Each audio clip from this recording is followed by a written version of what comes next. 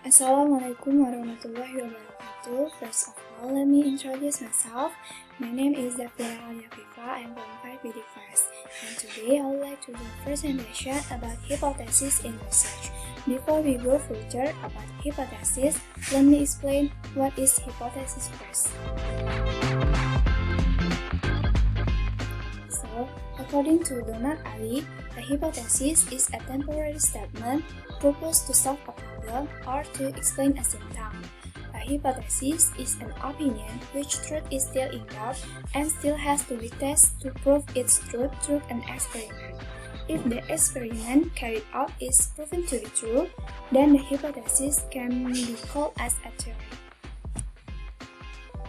And according to Professor Dr. S. Nasution in 2000, says that the hypothesis serves to test the truth of existing theories. Besides that, a hypothesis function can provide new ideas that can be used to develop a theory. A hypothesis aims to make it as a reference in determining the next step in order to make conclusion about the research that has been done. And there are several considerations in formulating a hypothesis. First is variable. It must be expressed the relationship between two or more variables. It means that in formulating a hypothesis, the researcher must include at least two or more variables. The variables are independent variables and dependent variables. Second is clear, stated clearly and does not have multiple meanings. It means that a hypothesis must be specific and have only one meaning and shouldn't lead the interpretations of more than one meaning.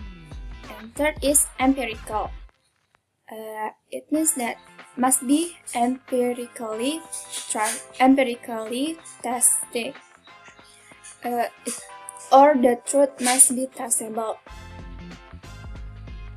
So there are several hypothesis preparation stages. First is determining the problem. The main thing that needs to be done before formulating a hypothesis is first determining what problems you want to do. The second is determining the initial hypothesis.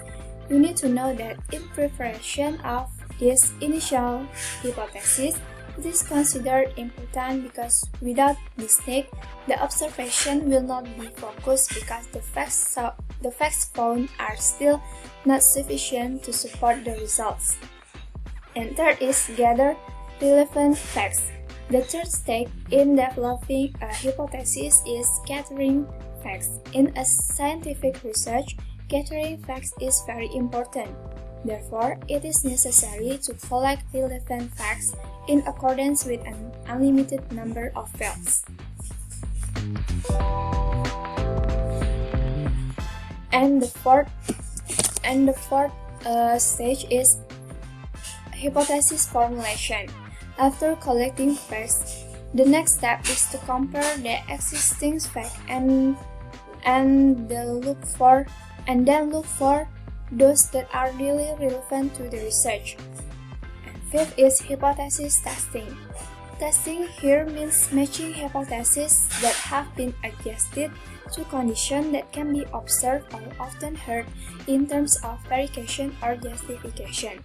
And sixth stages is application. This application is the last stage because at this stage, the result of the hypothesis can be known.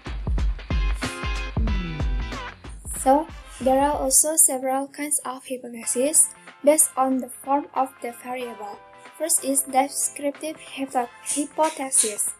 A descriptive hypothesis is a provisional presumption or answer to descriptive problem related to a single variable. Second is comparative hypothesis.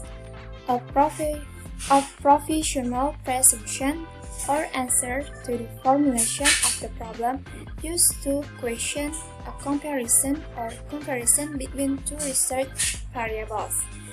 And third is associative hypothesis.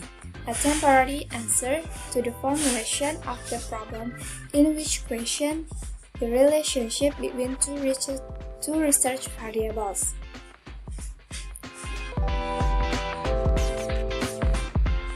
For example of each hypothesis is first descriptive hypothesis. For example is, does the tofu factory in Bandung BCD contain preservatives? In here, variable used was a single type of variable. The variable is tofu in the BCD tofu factory.